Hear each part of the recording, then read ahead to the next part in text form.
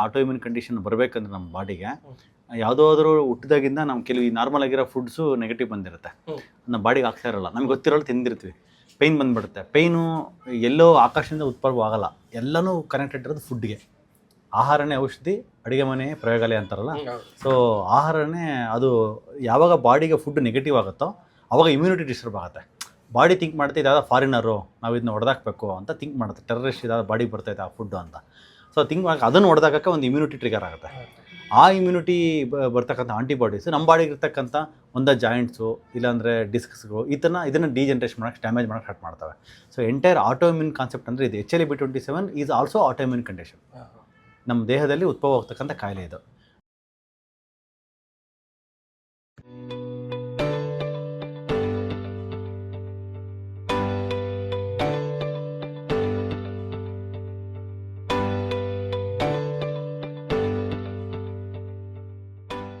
ಸ್ನೇಹಿತರೆ, HLA-B27 positive cases ಇತ್ತೀಚೆಗೆ ತುಂಬ ಜಾಸ್ತಿ ಆಗ್ತಾಯಿದೆ.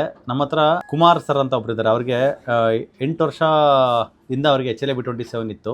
ಆಲ್ಮೋಸ್ಟ್ ಅವರು ಬಂದಾಗ ಹೆಂಗಿತ್ತು, ಇವಾಗ ಎಷ್ಟು ಇಂಪ್ರೂವ್ಮೆಂಟ್ ಆಗಿದೆ ಅಂತ ಅವ್ರ ಹತ್ರ ಕೇಳೋಣ. ಸರ್, ನಿಮಗೆ ನೀವು ಯಾವ ಊರಿಂದ ಬಂದಿರೋದು? ಭದ್ರಾವತಿಯಿಂದ. ನಿಮಗೆ ಏನು ಸಮಸ್ಯೆ ಇದೆ, ಯಾವಾಗ ಗೊತ್ತಾಯ್ತು ಇದು? ಸರ್, ಇದು 2018ರಲ್ಲಿ ಕಂಡು ಸರ್. ಓಕೆ. ಅವರು ಕಂಡು ಹಿಡಿದು ಅವರು ಮೆಡಿಸನ್ ಮಾಡಿದ್ರು. ಅದಾದಮೇಲೆ ಅದಲ್ಲಾಗಲ್ಲ, ಇಂಗ್ಲೀಷ್ ಮೆಡಿಸನಲ್ಲಿ ಕ್ಲಿಯರ್ ಆಗಲ್ಲ ಇದು ಅಂದಮೇಲೆ ಬೇರೆ ಎಲ್ಲೂ ಆಗಲ್ಲ, ಬೇಡ ಅಂತಂದರು. ಆಮೇಲೆ ನಾನು ಇಲ್ಲಿ ನೋಡ್ಕೊಂಡು ಬಂದಿದ್ದೆ. ಓಕೆ. ಇಲ್ಲಿ ಬರುವಾಗ ನಿಮ್ಮ ಕಂಡೀಷನ್ ಹೆಂಗಿತ್ತು ಸರ್? ಅದೇ ಸರ್, ಎಲ್ಲ ಮಳೆಗಾಲ ಚಳಿಗಾಲ ಬಂದರೆ ಜಾಸ್ತಿ ಆಗ್ಬಿಡೋದು. ಬೇಸಿಗೆಯಲ್ಲಿ ನಾರ್ಮಲ್ ಇರುತ್ತೆ, ಮಳೆಗಾಲ ಚಳಿಗಾಲದಲ್ಲಿ ಜಾಸ್ತಿ ಆಗುತ್ತೆ. ಜಾಸ್ತಿ ಅಂದರೆ ಏನಾಗ್ತಿತ್ತು ನಿಮ್ಗೆ? ಎಲ್ಲ ಜಾಯಿಂಟ್ಗಳೆಲ್ಲ ಹಿಡ್ಕೊಳ್ಳೋದು, ಈ ಕುತ್ತಿಗೆ ಹಿಂಗೆ ತಿರುಗಿಸೋಕ್ಕಾಗಲ್ಲ, ಈ ಥರ ತಿರುಗಿಸೋಕ್ಕಾಗಲ್ಲ, ಸೊಂಟ ತಿರುಗಿಸೋಕ್ಕಾಗಲ್ಲ, ಸೊಂಟನ ಬಗ್ಸೋಕ್ಕಾಗ್ತಿರಲಿಲ್ಲ. ಬಗ್ಸ್ಬೋದಾಯ್ತು, ಅಂದರೆ ಹಿಡ್ಕೊಂಡಂಗೆ ಆಗೋದು, ಸ್ಟಿಫ್ ಆಗೋದು. ಅದೆಲ್ಲ ಆಗಿ ಮತ್ತೆ ಅಲ್ಲಲ್ಲೇ ಏರ್ ಬ್ಲಾಕ್ ಆದಂಗೆ ಆಗೋದು, ಅವೆಲ್ಲ ಆಗೋದು ಸರ್. ಓಕೆ. ಈಗ ಏನು ತೊಂದರೆ ಇಲ್ಲ. ನಮ್ಮ ಹಾಸ್ಪಿಟ್ಲ್ ಬಗ್ಗೆ ಹೆಂಗೆ ಗೊತ್ತಾಯ್ತು ನಿಮಗೆ? ನಮಗೆ ಯಾರೋ ನಮ್ಮ ಬಾಮಾಯಿದವ್ರು ಹೇಳಿದ್ರು. ಅವ್ರು ಹೇಳಿದ? ನೀವು ಡೈರೆಕ್ಟಾಗಿ ನೋಡ್ತಿಲ್ಲ? ಅವ್ರಿಗೆ ಏನಾಗಿತ್ತು? ಅವ್ರು ಯಾರೋ ಅವ್ರ ಕಡೆ ಯಾರೋ ತೋರಿಸಿದ್ರು ಅಂತ ಇಲ್ಲಿ. ಅವ್ರು ಪರವಾಗಿಲ್ಲ, ಹೋಗ್ಬೋದು ಅಂತಂದಮೇಲೆ ನೀವು ಹುಡ್ಕೊಂಡ್ ಬಂದಿದ್ದ. ಓಕೆ. ಸೊ ಡ್ರಿಪ್ ಎಷ್ಟು? 20 ಡ್ರಿಪ್ ಆಗಿದೆ? 25 ಮಾಡಿದ್ದೀನಿ. ಓಕೆ. ಫಸ್ಟ್ ಟೈಮ್ ಬಂದಾಗ ಎಷ್ಟು ಇಂಪ್ರೂವ್ಮೆಂಟ್ ಆಯಿತು? ಫಸ್ಟ್ ಟೈಮ್ ಬಂದಾಗ ಒಂದು 10-15% ಅಷ್ಟೇ, ಸ್ವಲ್ಪ ಇಂಪ್ರೂವ್ಮೆಂಟ್ ಆಗ್ತದೆ. ಇವಾಗ ಎಷ್ಟು ಇಂಪ್ರೂವ್ಮೆಂಟ್ ಆಗಿದೆ? ಯಾವ್ದು ಪರವಾಗಿಲ್ಲ ಸರ್, ಒಂದು 95% ಮೇಲೆ improvement. Super sir, excellent. So ಒಂದ್ಸರಿ ಬಗ್ಗಿ ತೋರಿಸ್ತೀರಾ? ಯೂಶಲಿ ಇದರಲ್ಲಿ ಬಗ್ಗಕ್ಕಾಗಲ್ಲ, HLA ಕೇಸಸ್ಸಲ್ಲಿ ಸ್ಟಿಫ್ನೆಸ್ ಜಾಸ್ತಿ ಇರುತ್ತೆ. Super, excellent. ಮಂಡಿ ಮಡಿಸಿಲ್ಲ ತಾನೆ? ಇಲ್ಲ. ಓಕೆ. ಮುಂಚೆ ಎಷ್ಟು ಬಗ್ತಾ ಇದೆ ಸರ್? ಇದು ಜಾಸ್ತಿ ಮುಂಚೆ ಬಗ್ತಿದೆ ಸರ್. ಅಂದರೆ ನನಗೆ ಒಳ್ಕೊಳಕ್ ಆಯ್ತಿರ್ಲಿಲ್ಲ, ಅದೊಂದು ಇದಾಗೋದು. ಮತ್ತೆ ಎಲ್ಲಿ ಬೇಕಲ್ಲಿ ಹಿಡ್ಕೊಳ್ಳೋದು, ಏರ್ ಬ್ಲಾಕ್ ಹಿಡ್ಕೊಳ್ಳೋದು. ಹೌದಾ? ಹೌದು ಸರ್. ಅಂದ್ರೆ ಈಗ ಆ ಥರ ಏನು ತೊಂದರೆ ಇಲ್ಲ. ಇದು ಆ್ಯಕ್ಚುಲಿ ಈ ಕೇಸಲ್ಲಿ ನೀವು HLA-B27 ಕೇಸಸ್ ಯೂಟ್ಯೂಬಲ್ಲಿ ಸಿವಿಯರ್ ಕೇಸಸ್ ನೋಡಿ, ಅವ್ರಿಗೆ ಬೆಡ್ ಮೇಲಿಂದ ಎದ್ದೇಳಕ್ಕೆ ಅರ್ಧ ಗಂಟೆ ಆಗುತ್ತೆ. ಅದೇ ಸೇಮ್ ಸರ್. ಹೌದಾ ಸರ್? ಅಂದ್ರೆ ಇವಾಗ ಅದು ಇದು ರೆಗ್ಯುಲರ್ ಆಗಿ ಮಾಡ್ತಾ ಇದ್ದೆ ಸರ್ ನಾನು. ಅದರಿಂದ ಒಂಚೂರು ಇದು ಮಾಡ್ತಿಲ್ಲ. ಆಮೇಲೆ ದೇಹಕ್ಕೆ ಎಣ್ಣೆ ಲೇಪನ ಮಾಡ್ಕೊಳ್ಳೋದು ಅವೆಲ್ಲ ಮಾಡ್ಕೊತಾ ಇದ್ದೆ. ಆಮೇಲೆ ಇಲ್ಲಿ ಬಂದ್ಮೇಲೆ ಒಂದ್ ತೊಂದರೆ ಇಲ್ಲ. ಅಂದ್ರೆ ಯಾವಾಗಾರ ಒಂದು ಟೈಮ್ ನಿಮ್ಗೆ ಏನಾಗಬೇಕು? ಇವರು ನಮ್ಮ ತಮ್ಮ. ಓಕೆ. ಸೊ ಇವ್ರ ಕಂಡೀಷನ್ ಅಂದರೆ ಈಗ ಏನು ನಾವು ಯೂಟ್ಯೂಬಲ್ಲಿ ನೋಡ್ತೀವಲ್ಲ, ಪೇಷಂಟ್ಸ್ ಸಿವಿಯರ್ HLA-B27 ಕೇಸಸ್ ಅಂತ ಹೊಡೆದ್ರೆ ಬೆಡ್ಡಿಂದ ಎದ್ದೇಳಕ್ಕೆ ಅರ್ಧ ಗಂಟೆ ಅದಾಗುತ್ತೆ ಸರ್. ಸೊ ಇವ್ರ ಕಂಡೀಷನ್ ಮುಂಚೆ ಯಾವ ಥರ ಇತ್ತು ಸರ್? ಸರ್ ಅದೇ ಹೇಳ್ತೇನೆ ಸರ್, ಹಿಂಗೆ ಗೋಡೆ ಹಿಡ್ಕೊಂಡು ನಡ್ಕೊಂಡು ಬರೋನು, ಬಾತ್ರೂಮಿಂದ ಮನೆ ಒಳಗಡೆಗೆ ಆ ಥರ ತುಂಬ ಸಿಕ್ಕಾಬಟ್ಟೆ ಸಿವಿಯರ್ ಆಗಿತ್ತು ಅವ್ರಿಗೆ. ಆಮೇಲೆ ಏನು ಬಂದು ಫಸ್ಟ್ ಟೈಮ್ ಬಂದಾಗ ಒಂದು 15-20% ಡ್ರಿಪ್ಸ್ ಹಾಕಿ ಒಂದು ಯಾವುದೋ ಇಂಜೆಕ್ಷನ್ ಮಾಡಿದ್ಮೇಲೆ ಕಮ್ಮಿ ಆಯಿತು. ಆಮೇಲೆ ಏನು ಮಾಡಿದ್ರೆ, ನೀವು ನಿಮ್ಮ ಹತ್ರ ಬಂದು ಹೇಳಿದ್ಮೇಲೆ ನೀವೇನು ಹೇಳಿದ್ರೆ, ಇದಕ್ಕೆ ಸಿವಿಯರ್ ಆಗಿದೆ, ನೀವು ಒಂದು 15 ಡ್ರಿಪ್ಸ್ ಆದ್ರೂ ಹಾಕ್ಸ್ಕೊಳ್ಳೇಬೇಕು. ನೀವು 2 ತಿಂಗಳಿಗೆ ಒಂದ್ಸರಿ ಹಾಕ್ಸ್ಕೊಂಡ್ರೆ ಪ್ರಯೋಜನ ಬರಲ್ಲ, ವಾರಕ್ಕೆ ಒಂದ್ಸರಿ ಹಾಕ್ಸಿ, ದಯವಿಟ್ಟು ರಿಸ್ಕ್ ಆದ್ರೂ ಪರವಾಗಿಲ್ಲ, ದಯವಿಟ್ಟು ಹಾಕ್ಸಿ ಅಂತ ನೀವು ಹೇಳಿದ್ರಿ. ನಾವೇನು ಮಾಡ್ದೆ, ಆಯ್ತು ಅಂದ್ಬಿಟ್ಟು ರಿಸ್ಕ್ ಆದ್ರೂ ಪರವಾಗಿಲ್ಲ ಅಂದ್ಬಿಟ್ಟು ಟ್ರೈನ್ ಬುಕ್ ಮಾಡ್ಕೊಂಡು ಬೆಳಿಗ್ಗೆ ಸಾಯಂಕಾಲ ಬುಕ್ ಮಾಡೋದು. ಇವಾಗ 5 ಗಂಟೆ ಟ್ರೈನ್ ಇದೆ. ಹಂಗೆ ಅಂದ್ಬಿಟ್ಟು ಬೆಳಿಗ್ಗೆ ಸಾಯಂಕಾಲ ಎವ್ರಿ ಸಂಡೇ ಡ್ರಿಪ್ಸ್ ಹಾಕ್ಸಿದೀವಿ. ನೀವು 15 ಡ್ರಿಪ್ಸ್ ಆದ್ಮೇಲೆ ಒಂದು 70% ಪರವಾಗಿಲ್ಲ ಅಂದ್ಮೇಲೆ ಇನ್ 10 ಡ್ರಿಪ್ಸ್ ಹಾಕ್ಸ್ಬಿಡಿ, ಆಗಿದೆ ಅಲ್ಲಿ ಫುಲ್ ಕ್ಲಿಯರ್ ಆಗ್ಬಿಡುತ್ತೆ ಅಂತ ಹೇಳಿದ್ರಿ. ಅದಕ್ಕೆ 25 ಡ್ರಿಪ್ಸ್ ಹಾಕ್ಸಿ 2 ಸರಿ ತಿಂಗಳಲ್ಲಿ ಬಂದಾಗ ನೀವೇನಂದ್ರೆ ಪರವಾಗಿಲ್ಲ, 2 ತಿಂಗಳಿಗೆ ಒಂದ್ಸರಿ ಬಂದು ಟ್ಯಾಬ್ಲೆಟ್ ಯಾವ್ದು ಮಾತ್ರ ಕಮ್ಮಿ ಮಾಡ್ತೀನಿ, ಕಮ್ಮಿ ಮಾಡ್ಕೊಂಡು ಹೋಗಿ. ಅದರಿಂದ ಏನು ಪ್ರಾಬ್ಲಮ್ ಇಲ್ಲ. ಇವಾಗ ಓವರ್ ಎಷ್ಟು % ರಿಕವರಿ ಅನ್ಸಿದೆ ನಿಮಗೆ? 90% ಏನು ತೊಂದರೆ ಇಲ್ಲ. ಅವ್ನು ಆರಾಮಾಗಿ ಅವ್ನ ಕೆಲಸ ಡ್ಯೂಟಿಗೆ ಹೋಗ್ತಾನೆ, ಬರ್ತಾನೆ. ಎಷ್ಟು 3 ತಿಂಗಳಿಂದ ಡ್ಯೂಟಿ ಹೋಗ್ತಾ ಇರ್ತೀವಿ? ಇಲ್ಲ, ಮೊದ್ಲಿಂದನೂ ಡ್ಯೂಟಿಗೆ ಹೋಗ್ತಿದ್ದ. ಆದ್ರೆ ತುಂಬಾ ಸಂಕಟ ಪಡೋನು. ಊರಲ್ಲೆಲ್ಲ ಗೊತ್ತಾಗ್ಬಿಟ್ಟಿತ್ತು ಇವ್ನಿಗೆ ಪೇಷಂಟ್ ಅಂತ, ಹಿಂಗೆ ಬಗ್ಬಿಡ್ತಾನಲ್ಲ ಅದಕ್ಕೆ. ಆಮೇಲೆ ನೀವು ಬಂದ್ಮೇಲೆ, ಅದೇ ನಿಮ್ಮ ಹತ್ರ ಬಂದ್ಮೇಲೆ 90% ಏನು ಮಾತಾಡಂಗೆ ಇಲ್ಲ, ಬಿಡಿ ರಿಕವರಿ ಆಗಿದೆ. ಅದ್ರ ಬಗ್ಗೆ ಏನು ಪ್ರಶ್ನೆ ಮಾಡಂಗಿಲ್ಲ. ಓಕೆ ಓಕೆ ಆದ್ರೆ ಇವಾಗ ಎಲ್ಲ ಒಂದು 2 ತಿಂಗಳಾದ್ಮೇಲೆ ಮೊನ್ನೆ ಒಂದು ವಾರದಲ್ಲಿನ ಇಟ್ಕೊಳ್ತು ಅಂತ ಹೇಳ್ತಾನಲ್ಲ, ಅದಕ್ಕೋಸ್ಕರ ಅದೇನು ತೊಂದರೆ ಇಲ್ಲ, ಸ್ವಲ್ಪ ಗಟ್ಟು ಇನ್ಫ್ಲಮೇಷನ್ ಏನಿದೆ ನೋಡ್ಕೊಂಡು ಆಮೇಲೆ ನೀವು ಫುಡ್ದು ಒಂದು ಟೆಸ್ಟ್ ಮಾಡಿಸಿದ್ರಿ, ರೈಸ್ ತಿನ್ಬಿಟ್ಟು ಮಾಡಿದ್ವಲ್ಲ ಅದು. ಮಾಡಿದ್ರು. Okay okay okay. ಅದು ರೈಸ್ ಬಿಟ್ರೆ ಅದು ರೈಸ್ ಬಿಟ್ಟು ಫುಡ್ ಇಂಟ್ ಅದನ್ನು ಟೆಸ್ಟ್ ಮಾಡಿದ್ವಿ. ತಿನ್ನಕ್ಕೆ ಹೇಳಿರೋದು ಅದ್ರಲ್ಲಿ ಬಂದಿರೋದು ಹಾಂ ಅಷ್ಟೇ. 15% ನೀವೇನ್ ಹೇಳಿದ್ರೆ ಅಲ್ಲ. ಅಷ್ಟೇ ತಿಂತಾ ಇದ್ರಿ. ಅಲ್ಲ, ಕಂಪ್ಲೀಟ್ ರೈಸ್ ಸ್ಟಾಪ್ ಮಾಡಿದ್ವಲ್ಲ ಇವಾಗ, ಕಂಪ್ಲೀಟ್ ರೈಸ್ 100% ಸ್ಟಾಪ್ ಮಾಡಿದೀವಲ್ವಾ. ಎಲ್ಲ ಒಂದೊಂದು ವಾರಕ್ಕೆ ಒಂದು ಟೈಮ್ ಫುಲ್ ಸ್ಟಾಪ್ ಮಾಡಿಬಿಡಿ, 1 ಇಯರ್ ಫುಲ್ ಸ್ಟಾಪ್ ಮಾಡಿಬಿಡಿ. ಸಿರಿಧಾನ್ಯಗಳು ತಿನ್ನಿ, ರಾಗಿ ಜೋಳ, ರಾಗಿ ರೊಟ್ಟಿ, ಜೋಳದ ರೊಟ್ಟಿ, ಮುದ್ದೆಗಳು ಅಷ್ಟೇ. ಆ ಥರದ್ದು ಮಾಡ್ಕೊಂಡಿದ್ದೀರಿ. ಸಿರಿಧಾನ್ಯ ಆಲ್ಮೋಸ್ಟ್ ಯಥೇಚ್ಛವಾಗಿ ಯೂಸ್ ಮಾಡ್ಬೋದು, ಕಾಳುಗಳು ಯೂಸ್ ಮಾಡ್ಬೋದು. ಮೊಳಕೆ ಕಟ್ಟಿರೋ ಕಾಳೇ ಯೂಸ್ ಮಾಡಿ, ಯಾವ ಕಾಳು ಯೂಸ್ ಮಾಡಿ ಮೊಳಕೆ ಬಂದಿರಲಿ ನೋಡ್ಕೊಂಡೇ ಇದು ಮಾಡ್ಕೊಂಡು. ಅದು ಸೊ ಅದ್ರ ಪ್ರಕಾರ ಇದಾಗಿದೆ. ಆಲ್ಮೋಸ್ಟು ರೈಸ್ ಬಿಟ್ಬಿಟ್ರೆ ಯೂಶಲಿ ಈ ಥರ ಕೇಸಸ್ ಏನಾದ್ರು ಆಟೋ ಇಮ್ಯೂನ್ ಕಂಡೀಷನ್ ಬರಬೇಕಂದ್ರೆ ನಮ್ಮ ಬಾಡಿಗೆ ಯಾವುದಾದ್ರೂ ಹುಟ್ಟಿದಾಗಿಂದ ನಮ್ಮ ಕೆಲವು ನಾರ್ಮಲ್ ಆಗಿರೋ ಫುಡ್ಸು ನೆಗೆಟಿವ್ ಬಂದಿರುತ್ತೆ, ನಮ್ಮ ಬಾಡಿಗೆ ಆಗ್ತಾ ಇರಲ್ಲ. ನಮ್ಗೆ ಗೊತ್ತಿರೋಳು ತಿಂದಿರ್ತೀವಿ, ಪೇಯ್ನ್ ಬಂದುಬಿಡುತ್ತೆ. ಪೇಯ್ನು ಎಲ್ಲೋ ಆಕಾಶದಿಂದ ಉತ್ಪನ್ನ ಆಗಲ್ಲ, ಎಲ್ಲನೂ ಕನೆಕ್ಟೆಡ್ ಇರೋದು ಫುಡ್ಗೆ. ಆಹಾರನೇ ಔಷಧಿ, ಅಡುಗೆ ಮನೆ ಪ್ರಯೋಗಾಲಯ ಅಂತಾರಲ್ಲ. ಸೊ ಆಹಾರನೇ ಅದು. ಯಾವಾಗ ಬಾಡಿಗೆ ಫುಡ್ ನೆಗೆಟಿವ್ ಆಗುತ್ತೋ ಆವಾಗ ಇಮ್ಯುನಿಟಿ ಡಿಸ್ಟರ್ಬ್ ಆಗುತ್ತೆ. ಬಾಡಿ ಥಿಂಕ್ ಮಾಡುತ್ತೆ ಇದಾದ ಫಾರಿನರು, ನಾವು ಇದನ್ನ ಹೊಡೆದಾಕಬೇಕು ಅಂತ ಥಿಂಕ್ ಮಾಡುತ್ತೆ. ಟೆರರಿಸ್ಟ್ ಇದಾದ ಬಾಡಿಗೆ ಬರ್ತೈತೆ ಆ ಫುಡ್ಡು ಅಂತ. ಸೊ ಥಿಂಕ್ ಮಾಡಿ ಅದನ್ನು ಹೊಡೆದಾಕಕ್ಕೆ ಒಂದು ಇಮ್ಯುನಿಟಿ ಟ್ರಿಗರ್ ಆಗುತ್ತೆ. ಆ ಇಮ್ಯುನಿಟಿ ಬರ್ತಕ್ಕಂಥ ಆಂಟಿಬಾಡೀಸು ನಮ್ಮ ಬಾಡಿಗೆ ಇರ್ತಕ್ಕಂಥ ಒಂದು ಜಾಯಿಂಟ್ಸು ಇಲ್ಲಾಂದರೆ ಡಿಸ್ಕ್ಸ್ಗಳು ಇದನ್ನು ಡಿಜೆನ್ರೇಷನ್ ಮಾಡೋಕ್ಕೆ, ಡ್ಯಾಮೇಜ್ ಮಾಡೋಕ್ಕೆ ಸ್ಟಾರ್ಟ್ ಮಾಡ್ತವೆ. So entire auto immune concept ಅಂದರೆ ಇದು. HLA-B27 is also auto immune condition. ನಮ್ಮ ದೇಹದಲ್ಲಿ ಉದ್ಭವ ಆಗ್ತಕ್ಕಂಥ ಕಾಯಿಲೆ ಇದು. ಸೊ ಇದು ಜೆನೆಟಿಕ್ಸಲ್ಲಿ ಅಲ್ಲಿ ಇಲ್ಲಿ ಎಲ್ಲ ಹೇಳ್ತಾರೆ. ಬಟ್ ಏನಂತಂದರೆ mainly because of food. So ಫುಡ್ಡನ್ನ ಇವಾಗ ಯಾವಾಗ ನೀವು ಅವಾಯ್ಡ್ ಮಾಡಿರೋ ಮೇಯ್ನ್ ರೀಸನ್ನು ಒಂದು ಕಿಲೇಷನ್ ಹಾಕ್ಕೊಂಡಿರೋದು ಒಂದು ಕಡೆ ಎಲ್ಲಿ ಸಪೋರ್ಟ್ ಆದರೆ, ಮೇಯ್ನ್ಲಿ ಫುಡ್ಗಳನ್ನ ನೀವು ಅವಾಯ್ಡ್ ಮಾಡಿದ್ದೀರಲ್ಲ, ಇದು ಟೆಸ್ಟ್ ಮಾಡಿಸ್ಕೊಂಡು ಅದು ನಿಮಗೆ ಖಂಡಿತ ಹೆಲ್ಪ್ ಆಗಿದೆ. 1 ವರ್ಷವರೆಗೂ ಅದ್ರಿಗೇನು ರೆಡ್ ಆ್ಯಂಡ್ ಎಲ್ಲೋ ಝೋನ್ ಬಂದಿರುತ್ತೆ ಅದನ್ನ ಕಂಪ್ಲೀಟ್ ನಿಲ್ಲಿಸ್ಕೊಟ್ರೆ ಅದನ್ನ ಮುಟ್ಟಕ್ಕೆ ಹೋಗ್ಬಿಡಿ. ಇದು ಮಾಡ್ಕೊಳ್ಳಿ. ಇವಾಗ ಸ್ವಲ್ಪ ಯೋಗಾಸನ ಅಥವಾ ಸೂರ್ಯ ನಮಸ್ಕಾರ ಸ್ಟಾರ್ಟ್ ಮಾಡ್ಕೊಂಡ್ರೆ ಇನ್ನೂ ಚೆನ್ನಾಗಿ ಆಗ್ತದೆ. ಅದೇ ಇಟ್ಕೊಳ್ಳೋದು ಒಂದು ಏನು ಸಮಸ್ಯೆ ಅದೇನು ತೊಂದರೆ ಇಲ್ಲ. ಇವಾಗ ವಿಟಮಿನ್ ಸಿ ಪೌಡರ್ ಕೊಟ್ಟಿದ್ದೀನಿ, ಖಾಲಿ ಹೊಟ್ಟೆಗೆ ವಿಟಮಿನ್ ಸಿ ಪೌಡರ್ಗಳು ತೊಗೊಳಕ್ಕೆ ಸ್ಟಾರ್ಟ್ ಮಾಡಿ. ಬೆಳಿಗ್ಗೆ ವಿಟಮಿನ್ ಸಿ ಪೌಡರು, ನೈಟಲ್ಲಿ ಮೆಗ್ನೀಷಿಯಂ ಪೌಡರು. ಸೊ ಇಟ್ಕೊಂಡು ಮಜಲ್ ಇಟ್ಕೊಂಡು ಹೋಗ್ಬಿಡುತ್ತೆ.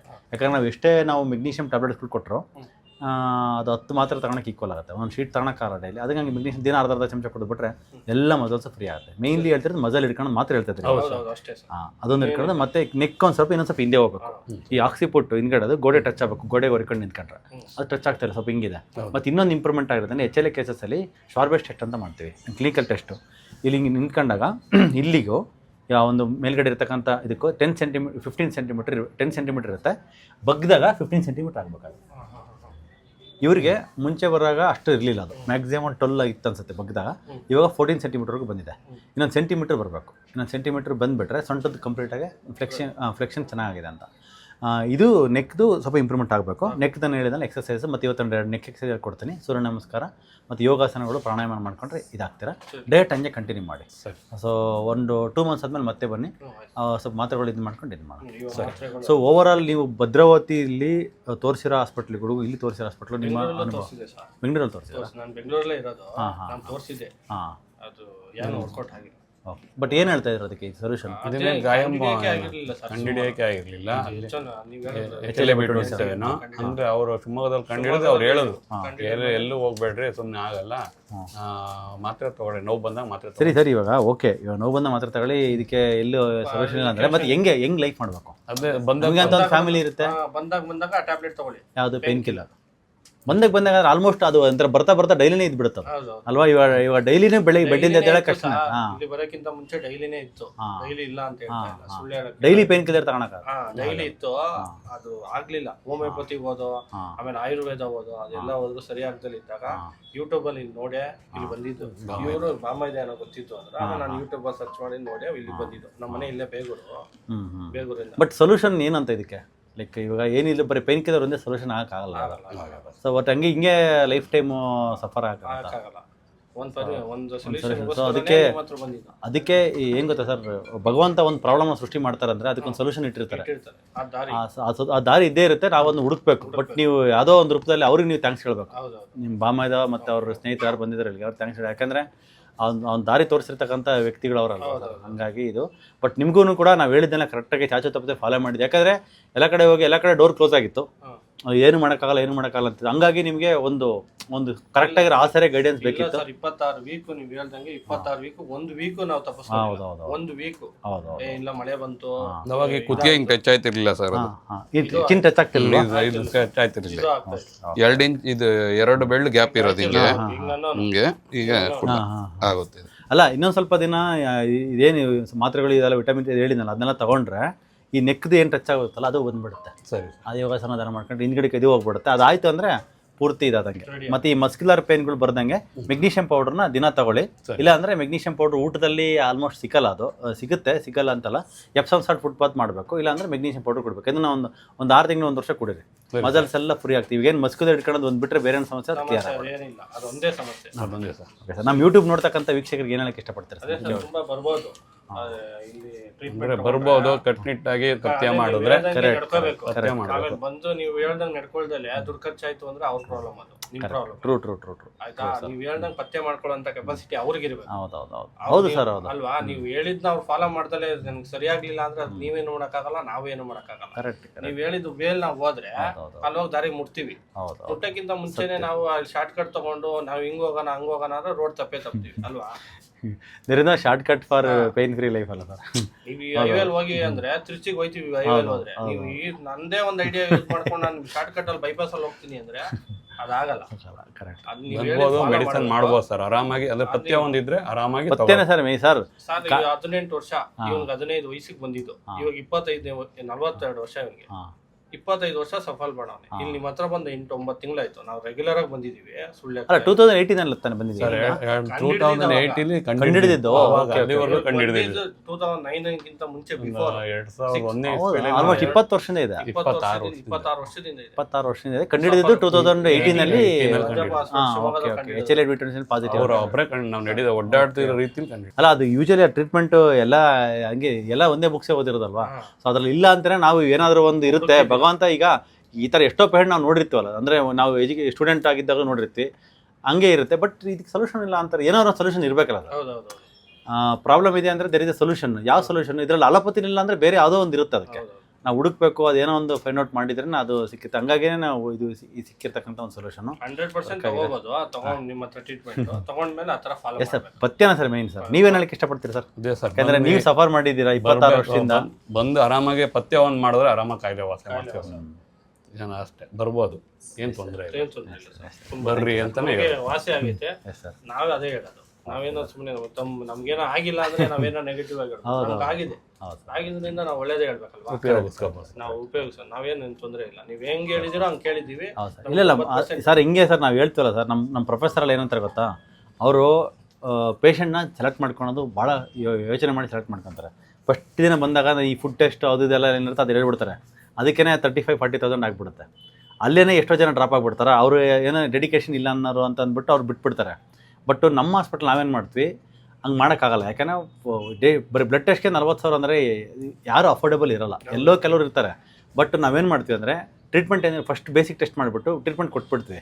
ಅದ್ರಾಗೆ ಆ ಟ್ರೀಟ್ಮೆಂಟಲ್ಲೇ ಒಂದು 70-80% ಜನಕ್ಕೆ ವಾಸಿ ಆಗಿಬಿಡುತ್ತೆ. ಇನ್ನು 20% ಜನಕ್ಕೆ ಯಾರ್ಯಾರಿಗೆ ರಿಸಲ್ಟ್ ಬಂದಿರೋ ಅಂಥವ್ರಿಗೆ ಮಾತ್ರ ಟೆಸ್ಟ್ಗಳು ಮಾಡ್ಕೊಂಡು ಹೋಗ್ತೀವಿ. ಈ ಫುಡ್ ಟೆಸ್ಟು ಪ್ಲಸ್ ಆ ಥರ ಅದನ್ನು ಕರೆಕ್ಟಾಗಿ ಮಾಡಿದ್ಮೇಲೆ ಇದು ಮಾಡ್ತಾರೆ. ಮತ್ತು ಸಾರ್ ಹೇಳೋರಿಗೆ ಎಲ್ಲರಿಗೂ ಕೂಡ 25 ಡ್ರಿಪ್ ಹೇಳ್ತಾರೆ. 25 ಡ್ರಿಪ್ ಮಿನಿಮಮ್ ಹೇಳ್ತಾರೆ. ಇದು 25 ಡ್ರಿಪ್ ಆಗಲೇಬೇಕಂತ. ಇನ್ನೂ ನಮ್ಮ ಪ್ರೊಫೆಸರ್ ಇನ್ನೊಬ್ರು ಇದ್ದಾರೆ, ಇಲ್ಲೇ ಬೆಂಗಳೂರಲ್ಲಿದ್ದಾರೆ. ಅವರು 25 ಡ್ರಿಪ್ ಆಗೋಷ್ಟು ದುಡ್ಡು ಫಸ್ಟ್ಗೆ ಕಟ್ಸ್ಕೊಂಡ್ಬಿಡ್ತಾರೆ. ಅವ್ರು ಆಗಲೇಬೇಕು. 25 ಡ್ರಿಪ್ ಆದಮೇಲೆ ಬಂದು ಮೀಟ್ ಮಾಡಂತಾರೆ. ಅಲ್ಲಿವರೆಗೆ ಈ ಮಾತ್ರೆಗಳು ಕೊಟ್ಟಿರ್ತೀನಿ ಕಂಟಿನ್ಯೂ ಮಾಡಂತಾರೆ. ನೆಕ್ಸ್ಟ್ 3 ಮಂತ್ಸ್ ಮೀಟ್ ಮಾಡೋಕೆ ಹೋಗ್ಬೇಡಿ, ಡ್ರಿಪ್ ಮುಗಿಸ್ಕೊಂಡು ಬಂದು ಅಷ್ಟೊತ್ತಿಗೆ ವರ್ಕ್ ಆಗಿರಲೇಬೇಕು ಅದು ಅಂತ. ಸೊ ಹಂಗಾಗಿ ಇವು ವರ್ಕ್ ಆಗ್ತವೆ. ಬಟ್ ಏನಂದರೆ ಪೇಷಂಟ್ನ ಡೆಡಿಕೇಶನ್ ಇದರಲ್ಲಿ 1000 ಜನ ಪೇಷಂಟ್ ಬಂದರೆ ಅವರೆಲ್ಲ ಫಿಲ್ಟರ್ ಮಾಡಿಬಿಟ್ಟು ಬರೀ 100 ಜನ ಮಾತ್ರ ತಗೊಳ್ತಾರೆ.